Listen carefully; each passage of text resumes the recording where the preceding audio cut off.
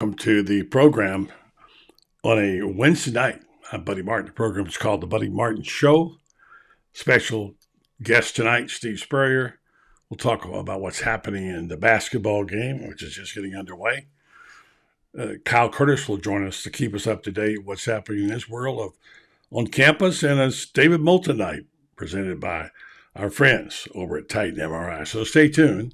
Tell your friends and neighbors the Buddy Martin Show is hopefully on the air right now. Come join us. Yes, it's time again for Buddy Martin. Call him up and tell him what you're thinking. But be kind because he's doing the best he can. Better, stronger, faster. Mama says that alligators are ornery because they got all them teeth but no toothbrush. Hey, what if the voice calls while you're gone? Take a message. Bye. You ready, champ? I'm ready for this my whole life. I'm incapable of small talk. But that's why you love me, right? Kind of intimidating to be in the presence of so many great athletes.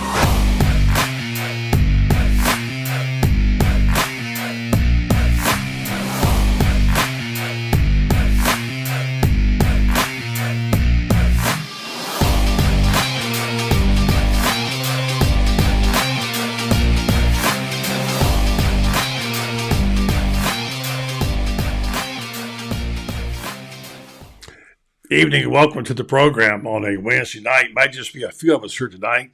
We got a basketball game going on over there, and we'll be catching up with that in a moment as it progresses. Let me just go change my channel right now and go to is it ESPN2? Is that right?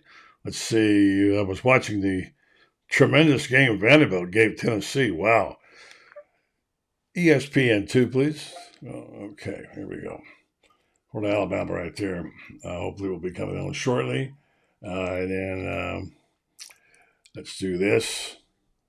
It'll keep us. ESPN 2. All right. So, folks, good to be with you tonight. We're going to talk about the Friday night occasion. I have the honor of being able to go and participate in the naming of the street for Steve Spurrier. That'll be part of our subject area discussion with Coach Spurrier coming up in just a moment. Also his coaching tree. This is what it looks like with the, there you go, Steve Spurrier Way invitation. A number of us will be there participating and celebrating with the coach for this. And this program tonight, of course, is being brought to you by Titan MRI, our friends over there. So let's do this. Let's hear from our sponsor. We'll come back and we'll go talk to Coach Spurrier. And then we'll say good evening to all you folks. And by the way, let me just do that right now. Van Der, good to see you. You're regular on here. Thank you. And thank you for all you people like Van Der who signed up for Gator Bay. We do appreciate that a lot. Becky Smith Carlisle is back in the pole position. Nice going, Becky. Robert Turner, good evening to you. Terry Johnson, one of our regulars. Van Der. Brendan, yeah, we use the stars. And Freddie Weeby, dealing it to you, Freddie. Be a small crowd tonight during the basketball game, I'm sure, but we'll see Freddie on Friday night, and this is the event, Steve Spurrier Way. So here's our sponsor, Titan MRI, and then back with Coach Spurrier after this. Things have certainly got a little out of hand lately when it comes to just buying our everyday necessities. Just look at gas, streaming services, and heck, even chicken wings. Well, there is one necessity that shouldn't cost a ton, taking care of yourself and helping fix all the aches and pains in life. Call Titan first, and you can go where your doctors send their families. Now offering CAT scans. All right, Jeff Cardozo, you're with the MC, and thank you, Titan MRI. Well, we caught up with the ball coach and talked about a number of things, including the big deal, a naming of the Steve Spurrier Way Street coming up Friday night at his place. Coach Steve Spurrier, big night coming up Friday.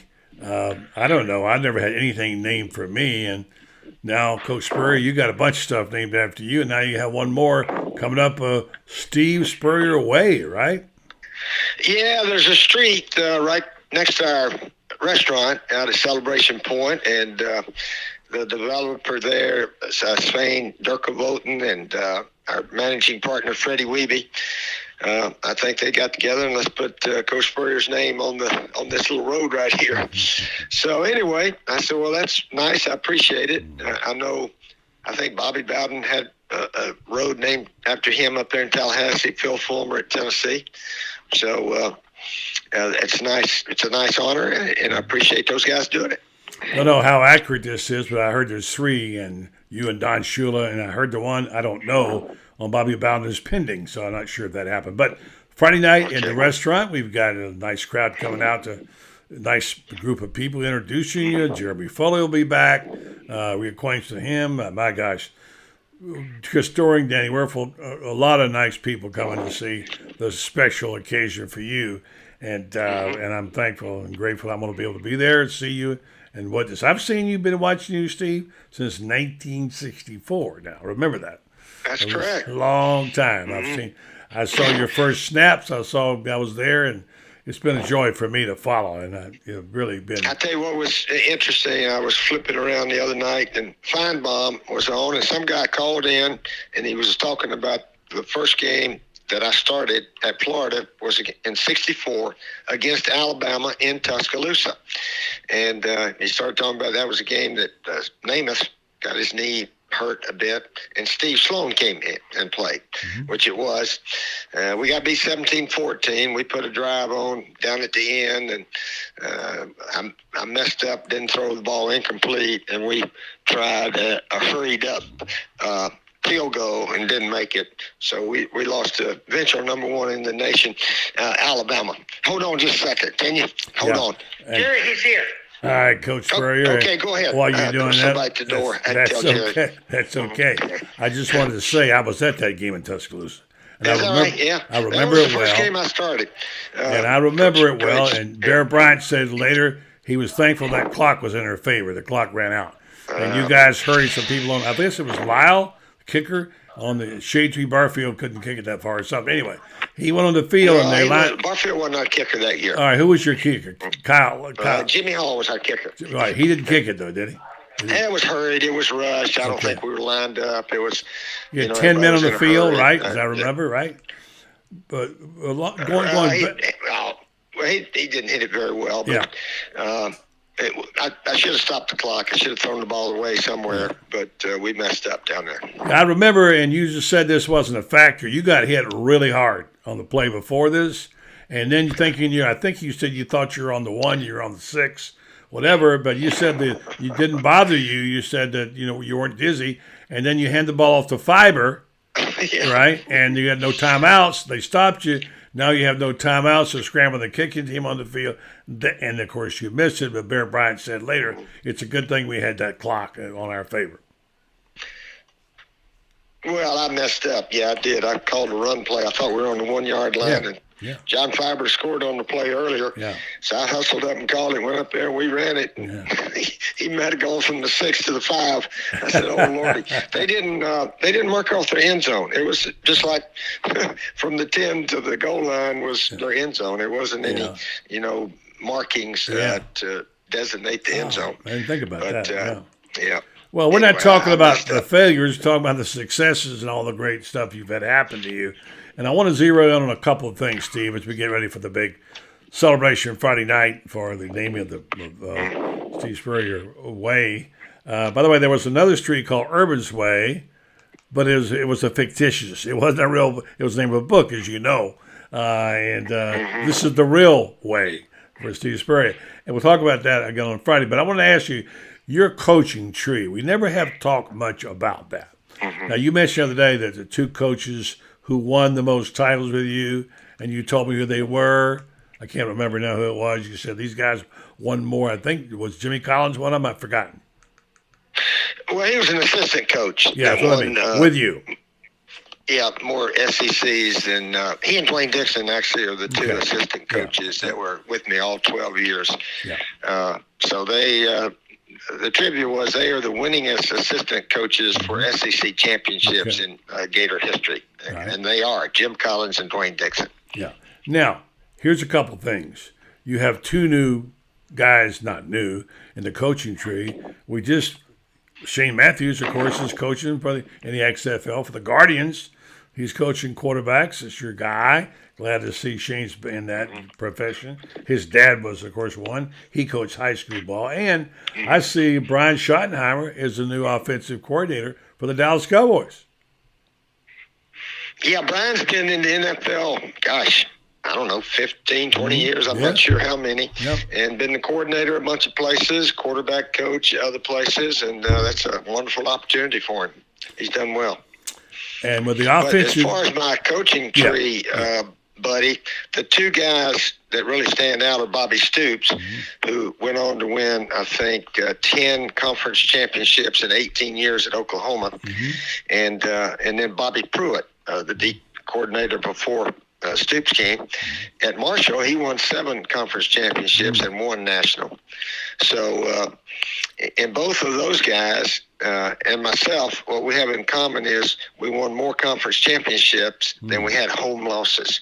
Wow. And that's not easy to do that one right there. But all three of us can say we did that right there. That's very good. You're forgetting one guy, Steve Spurrier Jr. at Tulsa. Yeah, he's at Tulsa now with Kevin Wilson, and looking forward to seeing what they can do. He's finally got the title of offensive coordinator, and he'll have a chance to run the show on offense. All right, so now we talked about this the other day, and you brought this up. It seems like some coaches are going back to the idea of having a quarterback coach because head coaches have so much to handle. You did, of course, you handled it all. But today, with all the activities, NIL and all that stuff, and maybe some coaches, head coaches who are play callers, are thinking differently about that, you said.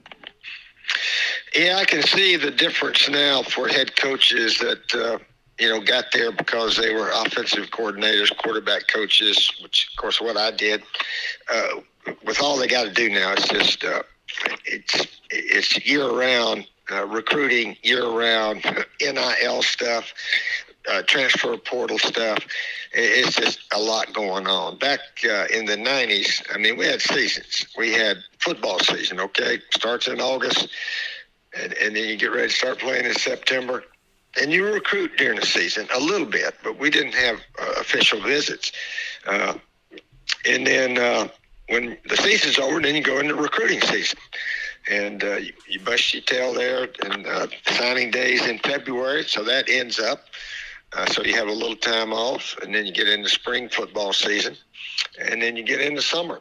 And, gosh, I did about 20 of those Gator clubs all over the state and in Atlanta every year. And so that's what we did then. So I had time during the season to be the offensive coordinator because that's what we did during the season. We concentrated on our team, our players, trying to beat our opponent every week. And there's just too much going on now for these head coaches maybe to try to do all that. I would think it might be smart to have a quarterback coach, offensive coordinator guy, and let him really help with the game plan and maybe even help with the play calling. Oddly enough, when Brian Johnson left, when Dan Mullen was coaching, the offense fell off. I don't know if it was coincidence or what, but we'll see. Let's talk about one more thing before we get to the final comment on Friday night and the deal we got going at Spurrier's Grind Grill, which is going to be great. How has the game changed? Now, not the off-the-field stuff, not the NIL and transfer portal, but the X's and O's and things, the game that you coached right on through the Apollos. Has the game changed that much? And how does a guy like Travis Kelce get open so often at the tight end position? Unbelievable. Well, sometimes the other team just comes in and says we're going to play our defense, and they don't concentrate on taking away maybe the best player on the other team. And I think that's one reason Kelce caught all those passes 14 against Jacksonville. But other teams will, try to put a guy on him all the time and maybe a guy waiting somewhere else and this, that, and the other. But the game has changed in that the quarterback and the pass game is so much more important now than it was 60s, 70s, 80s. We sort of started it in the 90s. But a lot of people ask me, would your offense work today? And I said, well, my offense would be different today. There's some new tricks out there I've learned watching these teams, and certainly we used with the Orlando Apollos in 2019 when that league was around. But one thing I wish a lot of teams would do is keep the quarterback under center, maybe a third of the game. Not all the time, of course, but get him in there where he can run a sneak or a quick handoff. And sometimes when it's 3rd and 1, it just doesn't make sense for the quarterback to be in the shotgun. But a lot of teams, they never put him underneath. But anyway, I guess that's your choice. Give me one secret that you use in Orlando that you're talking about. You said you changed your game. Well, we used a bunch formation a little bit more. That's like 3 receivers right outside the tight end there, and one guy out there all by himself, and then guys going in motion all over the place. I think that's something that every offense should do, and most of them do that now. They got guys moving all over the place, so we did that a little bit more. Another thing we did was get in the I formation and run the old draw play and the sweep and the ISO blast play. We had 3 plays out of the I formation, and you never see that much anymore unless you watch some of those Big Ten teams. Michigan, they can get in the I, and of course Wisconsin and Iowa and some of those teams. But just every now and then, run right straight at people instead of all the little sideways stuff. Well, I'm sure there's a few wrinkles. You remember to pull that playbook out one of these days. Someone might need your help, so we'll see. Steve Spurrier, Coach Steve Spurrier. Steve Spurrier Way, right there on 31st, I believe it is now right in front of the restaurant. And when you pull in, you'll be pulling, crossing, going over on a street named after you. Congratulations. It's a really good thing that happened. Thanks to Freddie Weeby and all those who made it happen. And look forward to being with you on Friday night, Coach. Yeah, it should be a fun night, buddy. And look forward to seeing a lot of people out if they can get there. And hopefully the weather holds up. We got a rain prediction for, I think, Friday afternoon, but might want to bring your rain jacket and a hat. But we'll get it done and get that name up there, I guess. Okay. First time I ever saw you was at the Gator Bowl in 1963 when you were a freshman, and you had a black umbrella in your hand. I remember it. I'll never forget it. So you always come prepared. Coach, see you Friday night. Thank you. Okay, buddy. Always nice to talk to you. Nice to talk to you, Steve. Thanks. All right. Thanks very much, Coach Spurrier. That was good. Let me see if I can get this. They're telling me my wrong camera is on. I'm not sure how to switch it, Brendan, so you'll have to tell me. Let's do this. There we go here. Let's see how that goes. All right. There we go. Coming up, Kyle is waiting in the orange and blue room. He's got a few thoughts about Jaden Rashada, which we'll talk about a little bit, and he's been following baseball. We don't want to get too deep into Jaden Rashada, although Gator Bay will have its story tomorrow on a little bit different angle. And I want you to know that this has been one of those stories where people have been airtight on saying things. A couple of people have started to say a little bit, and we will report that tomorrow. Brendan Martin will be the lead on that, along with Kyle Curtis and let's see who else. Matt Quadraro, and a few others will be dealing with that. So they'll be doing that. Let's go to hotline right now and get Kyle, who's been working hard all week long. Welcome him back to the program and thank him for his excellent work of reporting on campus. What's going on? What's going on, Kyle? How you doing? Another week. How are you? All right. Looking forward to this basketball team is getting hammered pretty good. No, we don't have the score on. I get so mad at it. I get so mad at ESPN. 15-7. Yeah, so I got the score in front of me, but I can't while I'm doing this watch the app or anything else. I turn on my TV, and of course the grid says Florida, Alabama, and it's 2 minutes ago yet in Iowa State and West Virginia. They don't give a crap about us down here at ESPN. They really don't. I mean, it's constantly dealing with this. I don't have time to go looking for things. They want you to go to 5 channels and try to find it. I just want to turn on pardon my French, damn TV and have the game come on. But no, we got to do all this other stuff. Anyway, pardon me. I had to vent there a little bit. Yeah. So we're working on a story that we can't say too much about because, well, we don't know a whole lot, but we know a little bit. And you've done some extra reporting on it, and Matt Quartararo and Brendan Martin. And I think it comes out tomorrow, right?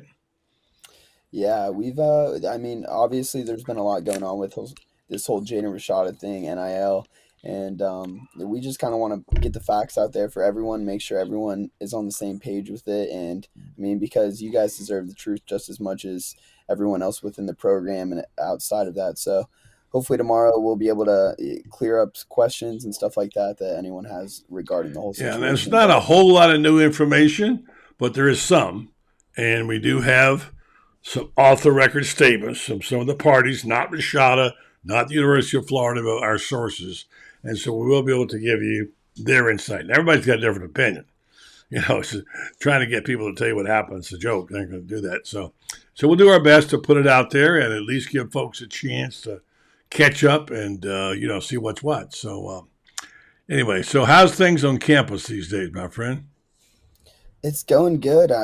Getting back into class. Finally, I think this exam week right now, so everyone's kind of in a frenzy right now. That first exam of the semester. But other than that, classes have been going well, and people have been. I think I mentioned last week people were jacked up for who was the number 2 team we beat last week at home. Who do we play? Well, they get Tennessee. Tennessee at home. Yeah. There was students wrapped around all around the stadium. There's buzz starting for the baseball stadium. You drive by that at night, it's all lit up pretty. So everyone's excited for this next round of spring sports, and hopefully this basketball team can get something going here down the stretch. Yeah, all right, baseball. You follow baseball pretty close. Last year you had a couple of friends that played. A lot of ballyhoo about this team. They're ranked as high as 3rd by 1. Give us the latest information on the rankings and where they are and what's going on there. Yeah, so there's 4 major, ranking, I guess, platforms that are verified, and the Gators were top 10 in all 4 of those. I think their highest ranking was 3, and as far as the roster goes, there's going to be a few new names that are going to pop up. Hurston Waldrop could be one of the best pitchers in the nation. Transferred here, he's definitely going to be a starter on the weekend. And although this isn't a new name, Jack Paglione is now going to be able to start pitching this year after coming off Tommy John surgery. Mm-hmm. So he's going to not only be able to participate with his bat, but he's also going to be able to come in and be that second closer to Blake Purnell and help out of the bullpen. And then we're going to have some returning guys, Wyatt Langford, Colby Halter, Josh Rivera. Wyatt Langford's probably going to be able to plug in there for Judd Fabian in center field and see if he can put together back-to-back All-American seasons. Gotcha. All right, now I ran across this, and I'm going to use it tomorrow night, Orange and Blue Bloods, talking about the lineups and how that will shake down. And there's a couple of interesting. These are just people's opinions. This is not anything necessarily that be the case. And I read, if I can find it on my thing here, the defensive lineup that was put down was pretty interesting. One that I had not. We know about these guys, but we're not sure how they're going to fit in. Right? Exactly what's going to happen. So. And I'm going to look it up while you talk, and we'll see if I can find it and get your opinion. So we're trying to figure out exactly how these guys fit in, right? We don't really know. So we're trying to figure that out. So let me go here and see if I can find this is always part of the problems. Okay, let's see. Let's see. All right, now here's what I got. All right. Somebody posted this on Twitter, and I wish I had his name. Front forward 2023. Right. Defensive end. Princely, UML Nayland, however you say that, right? You'll say Prince U. Backed up by Tyreek Sapp. All right. Okay. Nose tackle, Big Daz Watson and Chris McCollum. Okay. Defensive tackle, Cam Jackson and Kelby Collins. And Jack, Antoine Powell Ryland, and Jack Pyburn. Now, some guys' names I didn't see in here. There's some of our new guys. But how does that sound to you? Have you checked it out? Do you think that sounds accurate to you? And I think that we're going to see more of the transfer guys that he brought in to be able to get into that kind of Tyreek Sapp or maybe not define a starter. I can't see some of these guys that he's bringing in as juniors, seniors, and not being able to give them an opportunity we to get out just there. Don't know yet. Yeah, you're right. Yeah. So, I mean, obviously it's still early. There's still a whole spring practice. I think Napier was learning that they were just starting phase 2. So obviously there's a lot of football left to be played, and it's still early to tell. But yeah, I mean, it's open. And we've seen a lot of those guys in the orange and blue, and it's going to be fun to be able to see those transfers from Kentucky, Ohio State, all these guys go in and be able to contribute. Before we go to the offensive line stuff I got up from the piece today by Alan Taylor, which is a good piece, just projecting. Let me say thank you to who was it? Just tell us the game is on.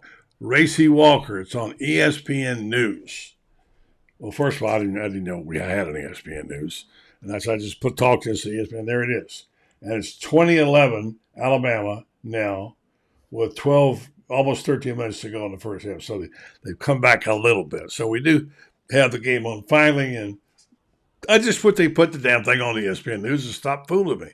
I tape it. I put my tape on. What I get, some jackleg game I don't even want because I'm taping the wrong game because they changed the channels. Oh, man. Most of the time it's a blowout, too. I know, right.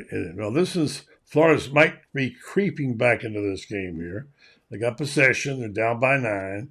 Let's see if they go back to the Castleton in the middle, like they always do. Alabama's got some ball players. I know. Castleton, the jumper misses. Okay. All right. So let's get over this. This is an interesting story coming up. David Moulton will be coming up momentarily, and we're going to hear from our sponsors at Melvin Law. But I want to say this is pretty good. Offensive line projection starters. This is Alan Taylor's story in The Athletic. Excellent writer, by the way. Excellent writer. Left tackle Austin Barber.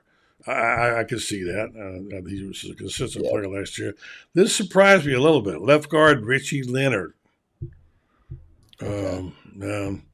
Center, Kingsley Algonquin. That sounds right. He's a fifth-year player. And the new guy, Mike, I can't pronounce his Mazzacua. Mazzacua. Yeah, spell it Mazzzccua. Mazzacua.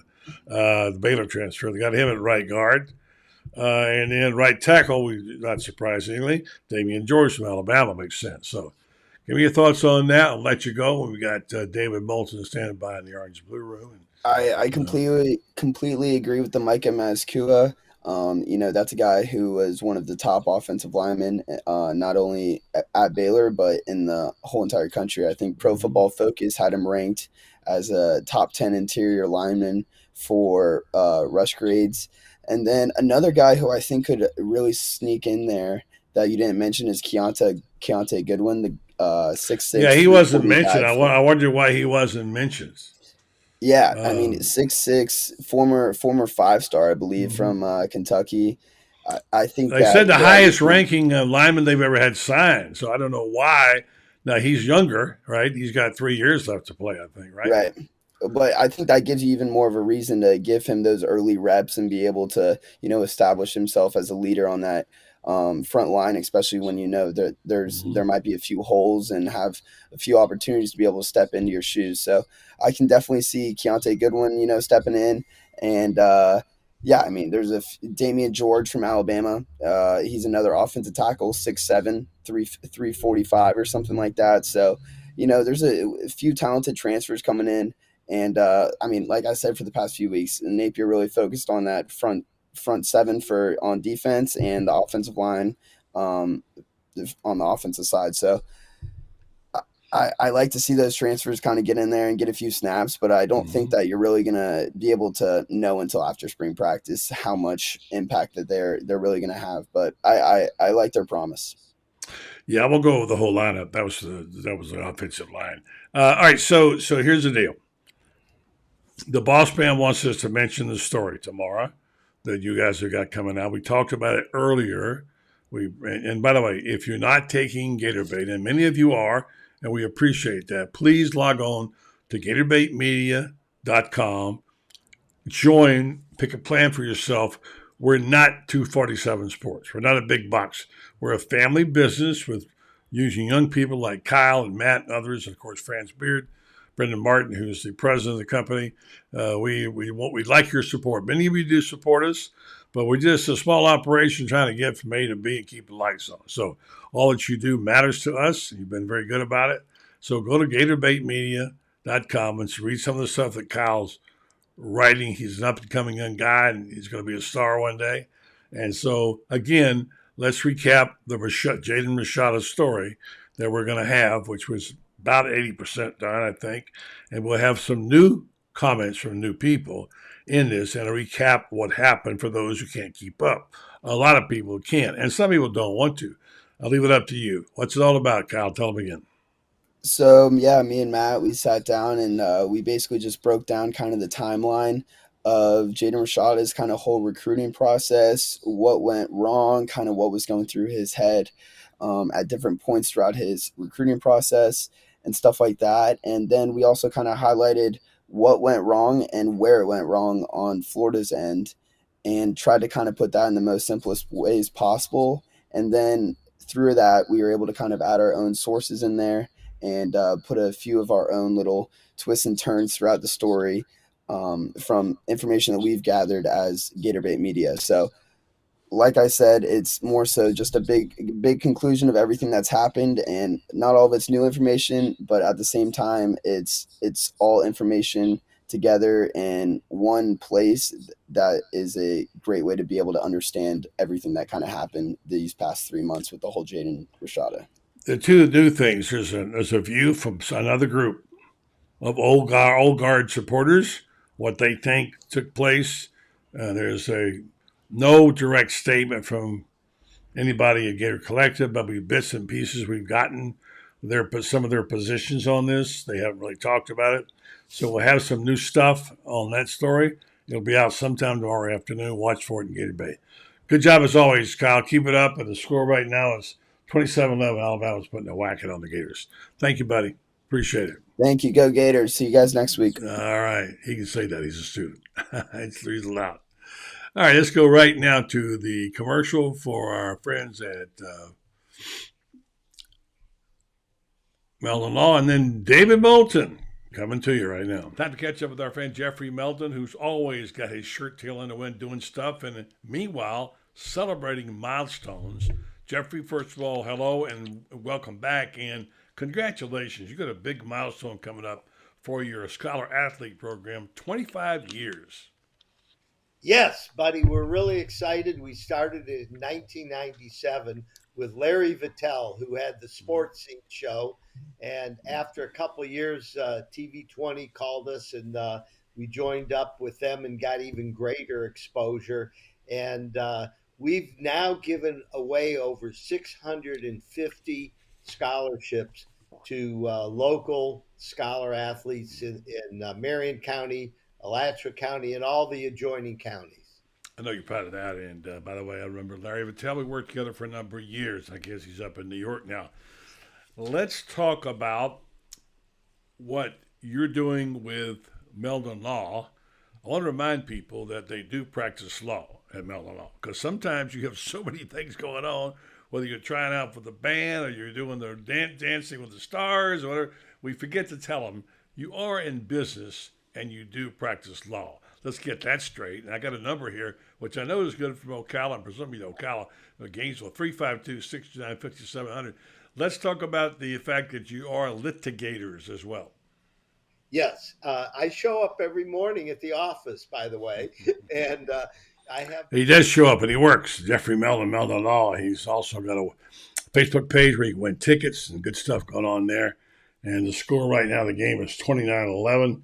Florida getting whacked. Let's go talk to a guy who knows about getting whacked or whacking people himself, our good friend David Moulton. Bad introduction, I know. Well, that's all right. I mean, I've been fired a bunch of times, so that's getting whacked. That's a badge of honor, dude. You get fired. Yeah. It is until you have a wife, a kid, and a mortgage. I've been there. Yeah. I've been there. I know what it's like. Yeah. So. We all have. David, it's good to see you again. How are you doing, my friend? I'm good, buddy. How are you? Hanging. Yeah. I got some prop bets for you, and I want you to, before we go into all those prop bets in the Super Bowl, I want to get your show. You do your show Monday through Friday. It's on in North Central Florida, and you have a really good partner. You've been doing this, Miller Moulton, for many years. Talk about the show. Tell folks where they can hear it, and let's talk about what your fans and listeners are saying up there. Well, it's a morning show. It's on in Lake City on 106.1 FM. So I know the signal, heads down I-75. I don't know if it makes it all the way to Gainesville, but it does make it to parts just north of Gainesville. So if by chance you can listen on that station, that'd be awesome. We're also on in Tampa, St. Pete, Port Charlotte, and Fort Myers, Naples. Hoping to expand here soon, actually, spring, no later than summer, to many other markets in the state in what hopefully is a fairly big deal, but we'll get to that. FloridaSportsNetwork.com is the people who syndicate us, and that's how you can download our show and listen to podcasts and what have you. Like we had Andy Staples on this morning talking about his and Bruce Feldman's Jaden Rashada story and the like. What did he say? Well, just that the money was completely out of whack. There's no one else in the college football world as an incoming freshman that was being offered money, anything like this. And that somebody somewhere just basically lost their mind with the Gator Collective. Why in the world that they... Well, no, wait a minute. They will dispute that they did it. Pretty much, they said the deal was brought to them. And that's the part that we don't know. But I mean, the money was out of whack. The question is who put it out of whack. Well, the bottom line is that there was a contract, that was signed by people associated with Florida and NIL, and then Florida, which they could do as per the wording of the contract. Florida was the side that backed out of the quote-unquote And deal. when you say Florida, who do you mean? Well, whatever Florida NIL was doing this. See, that's the problem. Is identifying those people is the tough part. We've been working on it for 4 days, so we got some information, but we can't get people to say who's doing what. Now, I think if you could get Gator Collective to talk, I'm not saying one's more guilty or less than the other. They'll tell you that somebody brought them a deal already done, pretty much. And then they needed the money to back it up. And the man backing it up was supposed to be Hugh Ethcott. And apparently there was no money. Let me finish. It doesn't matter. It does matter. No, it doesn't matter at all. There was a contract. Florida backed out of the contract, which legally they could do. Yeah. And by the way, it's a good thing they did. Right. Because you're not allowed to give money to a player before they're on campus and enrolled and what have you. Not Gainesville, I get all that. And that was part of the deal. I know. But to still go back to the point, and that is what we were trying to find out when you say Florida, who is Florida? Because the people who avoid the contract was Gator Collective. They don't work for Florida. But the Florida... Well, hold on. Okay, there's two sides to this. There's three. No, there's two. Okay. How many sides do you need to make a deal? You need I don't know. Apparently more than two. You have the player, and then you have whoever is offering the money. Yeah, and who offered the money? Well, officially, it can't be the University of Florida. It can't be the University of anybody. Right. Okay, so it's whatever the NIL world is Yeah, at every school. Yeah, and that's different. Different places depending on the collective and who's backing the deal. Who's backing the deal is a guy who's a rich booster.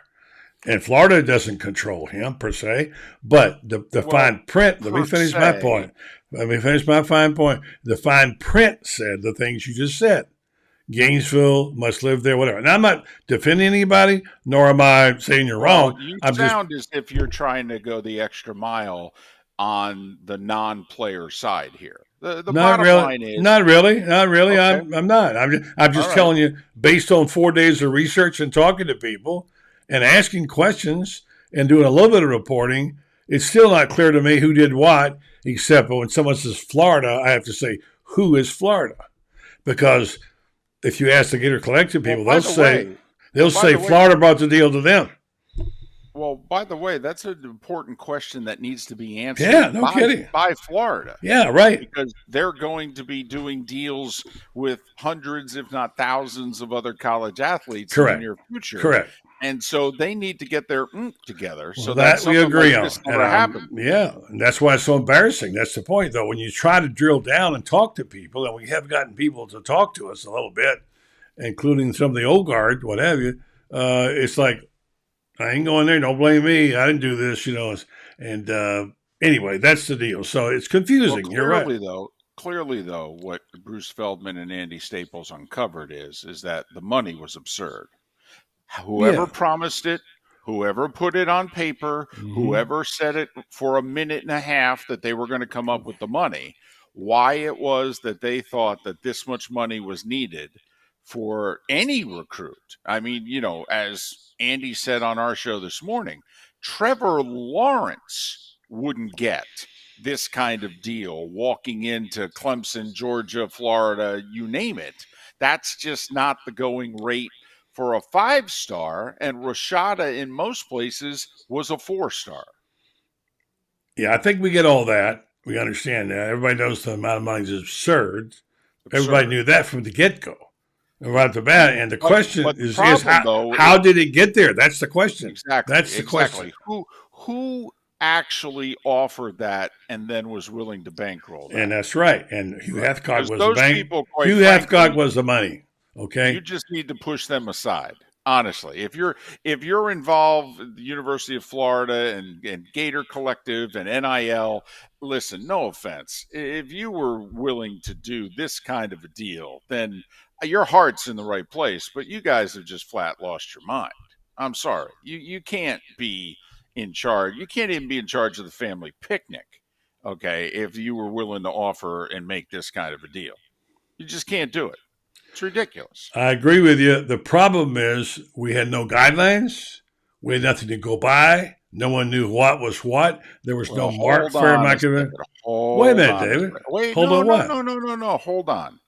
I listened to, did anybody beat the Gator Collective and the University of Florida out of the blocks in the NIL game? There was no school better prepared for this. There was no school that had raised more money earlier. Who said that? Okay. Who said that? Well, first off, I heard guests on your show say it. I heard you say it. Okay, please. Wait, heard me say what? Please, the whatever you call Florida NIL, that there was no school that jumped out of the blocks with their more organized and together. Well, I would say that looked like the case. Well, I don't remember saying it, but if you say I did, I'll accept that. Fine. But I obviously, right off the bat, I would say that looked like it. Right. And the shame of it is that they've signed hundreds of kids in numerous sports 150. And haven't had any issues. Okay. But the problem, though, is that this is the high profile one. And this is going to be used against them in negative recruiting for at least a year. No doubt. If not longer. Yeah. See, I don't want you to think I'm not trying to defend anybody here, David. I'm not defending anybody. Okay. Hopefully, whoever is involved in NIL and is trying to help the University of Florida Athletic Department, they got to regroup. They have time. Plenty of time for football, for goodness knows. But they got to regroup and get this together and make sure that, because the other thing they can't afford a misstep in the next couple of years. They can't have one of these. This is a very bad look. And it's a shame because there's a lot of good people doing a lot of good work, but this was a mess. I don't disagree with you one bit. I don't know what we're arguing about, other than the fact that we're not arguing about. I think we're debating. I think that there's. First off, I don't see how Rashad is to blame. I don't. I don't either. A deal was put in front of him. Yeah. He signed it. He was willing to honor it. Yeah. Okay. He apparently was willing to honor it 4 weeks after Florida had officially backed out. That he and his family paid for a move across country and were in Florida waiting to move on campus 4 weeks after Florida had already backed out of the deal. Yes. And I'm surprised he signed the deal when he already knew that it was going sideways, which I don't understand either. I think I don't understand. Look, I thought the Gator Collective idea was a really good idea, and I still do. It is a good idea, but clearly they got to have a meeting and figure out. I think there'll be a change like a in leak. management. There'll be a change in management, all the same. But I don't think Florida did the greatest job in the world either, by the way. Just obviously. Yeah. I mean, obviously, because clearly they had to be involved, by the way, because they pushed signing back an hour and a half. They were waiting on Rashada's signature. I mean, you can't tell me they were in the dark as to what was going on. Okay, I do think they were in the dark as to the amount of the offer, though, because I would like to think that the coaching staff would have said, "What? Yeah, I agree. That's not going rate. We could get 2 linemen. We could get this. We could get this. We could get this. What are we doing?" Yeah, I'm thinking about that was a good number. And I still don't know how he got there. We've heard many stories about it, from Miami, their side, and I don't know. Honestly, I know very little, but, about it. So. And I do think that was a key part of the athletic story from Bruce Feldman and Andy Staples was when John Ruiz, went on the record with them. And Ruiz said, listen, I can't give you specifics because of a non-disclosure agreement, but I can tell you the reports that we were going to pay him $9 million, that's laughable. And so my guess is what happened is that was out there and Florida then was countering it. But what somebody was got played. There, somebody got played. Exactly. Was bunk. All right, so let's switch gears because this will never go. I mean, this story will never go away, but it's wearisome after a while. And I've been working on it for 3 days. I'm tired of it. So let's talk about things like, how about, very quietly, LeBron breaks Kareem's all-time scoring mark. I don't know if people really know how great Kareem was. I mean, he was an amazing player and did so much and what he brought to the game and I think LeBron paid him respect, didn't he? Well, what's interesting is that when the season started, the two had no relationship at all. So I don't know if they performed last night by pretending to respect one another, but both sides admitted at the beginning of the year when it looked like if LeBron stayed healthy, he would pass Kareem's record this year. Both sides admitted they had no relationship whatsoever. So, for whatever that's worth, I mean, LeBron's remarkable. To think that somebody in the very next generation after Michael Jordan could actually be mentioned in the same paragraph as Jordan and have it not be laughable is remarkable in and of itself. He's now first all-time in scoring, fourth in assists. Probably when he's done, he's going to end up first and second. He's got 4 titles with 3 different teams. His mouth has gotten him in trouble. And, Buddy, I think that's the huge difference in terms of the image of the two. Jordan avoided saying controversial things. Remember, Republicans buy shoes too, and so he wouldn't get involved in a political race, and he didn't speak out against things while he was an active player. And LeBron obviously has. Plus, LeBron went from wearing the white hat to the black hat when he did the whole "I'm going to take my talents to South Beach." Yes, true. All right, Mike Norvell. Pretty good coach. Well, he did a good job at Memphis. He's doing a good job at Florida State. And he got an extension. Well deserved. 2029, 8.05, which puts him ahead of Billy Napier, which he should be because he beat him, I guess. And he's done a nice job. Can he sustain it? I don't know. Maybe. Well, he should be able to. I mean, to me, Florida State's like Florida and Miami and other places that if you get your act together, once you get the ball rolling, I don't see why there should be speed bumps. Now, I don't know how fast you can get the ball going to actually get all the way to the top anymore. But to me, I mean, put it this way. When Bobby had it going and then when Jimbo had it going, buddy, I thought it was one of the 5 best jobs in the country for this reason. Really? Because you could get players and the conference was easier than the one Florida was playing in. So to me, you had a better chance of making the playoff being in Tallahassee than you did in Gainesville. Well, and yeah, so, because the ACC was. Yeah, exactly. And still, here we are all these years later. And if Florida State, if this is the beginning of the Noles having their act together, who can realistically, year in, year out, line up with Florida State in their conference? No more than 2 teams. Maybe Clemson. Maybe we'll see. Clemson definitely. Yeah. And potentially Miami.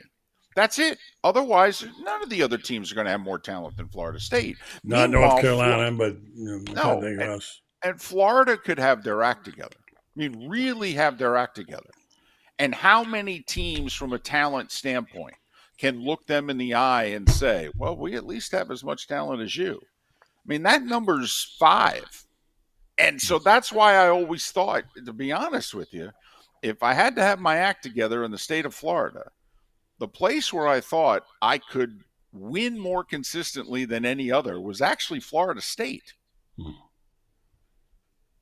Yeah. Not saying they're. Why do you think I hope Bobby everybody agrees. I'm not saying they're a better program and all that. No, I get it. I think I agree. Look, if you can get talent in this state. There's no reason that Florida State, Florida, and Miami can't all be 10-plus win programs at the same damn time. There's enough players to go around. Yeah, for sure. All right, let's get into prop bets.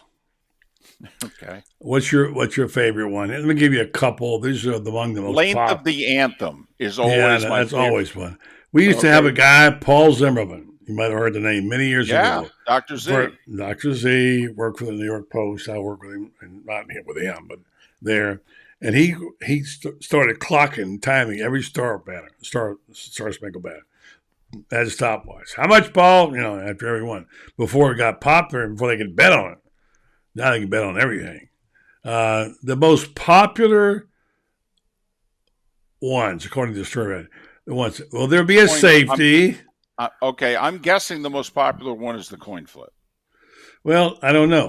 I don't know if I see a poll. I'm just saying these are among the most popular. But that would be one of them for sure. That and Star Spangled Banner would be 2 of the oldest. But here's the 3. The story I read, I can't remember where it was, that are the most common. Some of the most common. Will there be a safety? I say no. Will there be a 2-point conversion attempt? I say yes. And then, will the opening kickoff be returned for a touchdown? No. All right, so how do you go on those? I would answer it, I think, the same way you did. Okay. All right, so now, what color will this? I have this as my guest all week. What color Gatorade will the winner take in a bath? Huh? Well, let's see. The choices are usually orange, white, and red, correct? Yeah, I don't know if green is one of them or not. Maybe green, orange. I'm not sure. I would go white. Okay, white. Okay, one of the ones we got so far this week. We got yellow and I think we got one green. But yeah, so you're going to go white, huh? Mm-hmm. All right. So this is probably the single I would think one of the that is it. Who is going to score the first touchdown? Okay. Okay. All right. And so you've got a lot of choices here. Last year, Brady threw to Gronkowski for the touchdown. Gronk was 1,800 plus 1, plus 800 to score the first touchdown. So here they're looking at the receiving core. If you're looking for that, here are the odds. All right, and you pick one. My favorite's Travis Kelce. I'll say off the bat I'd pick him. He's plus 750. Jalen Hurts He's obviously a wide receiver, is plus 800. Miles Saunders. I had to look him up, see who he was. He's the running back for Philadelphia, obviously. Yes. And then FanDuel, Isaiah Pacheco. That's who I actually would bet on. 850. Seventh round pick out of Rutgers, rookie Yeah. for Kansas City. That would be my bet. Okay, AJ Brown. So you got Pacheco. I just go Pacheco. I'm gonna go with Travis Kelce. Okay. I had last night on the show, Lauren Meadows brought in a friend of his who coached both Kelseys in high school near Cincinnati and Cleveland Heights, and we had him on. And I didn't realize this, but apparently Travis didn't make his grades in like 11th and whatever. He had to sit out, couldn't play, and his coach said it helped him. He learned about discipline and whatever. Took a French course and flunked it and whatever. So, but anyway, these are two young men, and they're both going to go to the Hall of Fame. Yes, they are. And one's an offensive. He's the older brother, and the other one is Travis, and he's the tight end who's how does a guy get so open? I asked Coach Spurrier, like it. I mean, how do you catch 14 balls in a game, David? Well, you get a lot of zone coverage, that's for sure. Also, Kansas City, they go a lot of two tight ends lately, in which one stays in and block, and then Kelce pretends as if he's blocking, and then he just kind of flares out. A lot of guys around, Yeah, and I think what the Eagles need to do is, you know how sometimes you can put a shadow on a quarterback? Yeah. I think that they need to spy Kelce, and that you just devote a guy to him, and would you say, listen, he blocks, you don't lay off him. Yeah. You go right into him and you grab his shoulders. All right. And if he goes and he releases, you go with him. We play man on Kelce. It's, sometimes remember in basketball back in the day, sometimes you do a box and one. That's how I would defend Kelce. I would have somebody on every play, which, listen, you don't look at the quarterback. You're not worried about the ball. Don't care if a running back runs right by you. Don't care. Your job is 87. All right. You see a lot of ball, David. You've seen this. You cover the NFL. You watched the game. And what do you see happening in this league right now? And which team do you like and why? Well, I've liked Philadelphia the whole time, but it scares them out of me because to bet against Mahomes, buddy, I have to believe that the Eagles coaching staff is not as good as the Chiefs coaching staff in preparing a team and coaching in this game. If for no other reason than the Chiefs coaching staff has been there many times. All right. Doesn't mean they're not good coaches and what have you. I mean, we saw what happened to Sean McVay the first time he was in a Super Bowl going up against Belichick. And then 3 years later, McVay and the Rams won it. And so I'm curious if Nick Sirianni and the young defensive coordinator can handle the moment.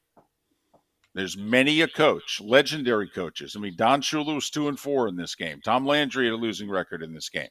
You can be a legendary coach and struggle in this game. I am curious if we'll look back at this game when it's over and see that Nick Sirianni and Jonathan Gannon, maybe had their proverbial bubble burst, and that Andy Reid and Steve Spagnuolo, who have been in this game a minimum of 4 times each, whether or not they had the advantage.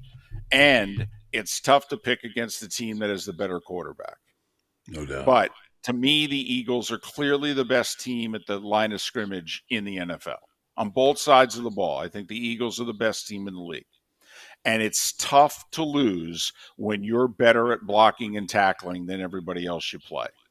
And so that is what I'm trying to overcome. Does Mahomes and what I see as a perceived coaching advantage, does that rule the day in a one-game scenario? Or does the Eagles, who have nearly 80 sacks, 80 over 4 a game, and that offensive line, which has just humiliated teams this year, do they just carry the day for everybody else around them? All right, David, who you got? I'm thinking the Eagles. What's the spread? What's 2.5? What is it now? I don't even know. It's 1.5 to 2, depending on where you look. The over-under is around 50.5 or 51. So, buddy, basically, Vegas is saying 27-24, give or take a point, Philadelphia. Mm-hmm. Most people are going with the over. Mm-hmm. I'm actually going to go under slightly. I'll go 27-20 Eagles. I don't feel confident about it. Wow, 27-20 Eagles. All right. Well, you heard it from the guy, the expert. He's everywhere. He Do not take it to the bank. Do not. Run from the bank. Don't go near the bank, right? No. Yeah. David, thank you. Great stuff as always. Appreciate you and appreciate the people at Titan MRI sponsoring this segment. And you take care of yourself and hope to get you back next week if we're all here. Well, I certainly hope we are, buddy. All the best to you and your listeners. Thank you, David. The great David Moulton. Appreciate it very much, David, joining the program tonight. And we're going to take a quick break and be right back. And let's see. Say goodnight to David. Where did he go? I'll let you click it off, David. Hold on. I got it right here. I got it. Okay. All right. Thank you, buddy. Good job. Appreciate it. All right.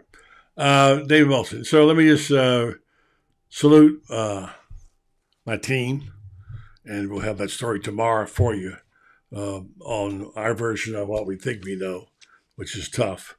It happened to Jaden Rashada, and then we'll move on. I think we all want to move on. Let me remind folks that David's sponsored by Titan MRI. Worth a short drive to Gainesville. No insurance, no problem. You can pay with cash or card with the same day scheduling available. By the way, just so you know, I went in yesterday for an MRI, and with insurance, it cost me as much or more than it costs you to go to the MRI, go up to Gainesville. I didn't have the time, or I would have gone. And that's with insurance. So you want to check them out. Go to TitanMRI.com. Start feeling better today. North Central Florida's premier independent MRI facility. Come see why hundreds of people are coming to visit Gainesville from Ocala, Marion County, and the villages. That's TitanMRI.com. All right, so thanks to them. Thanks to our guest tonight, Coach Spurrier, and congratulations to him for the street being named after him, Spurrier Way. We'll be there Friday night. And also thank you to one of the up-and-comers, Kyle Curtis is a young reporter and does a great job for our team.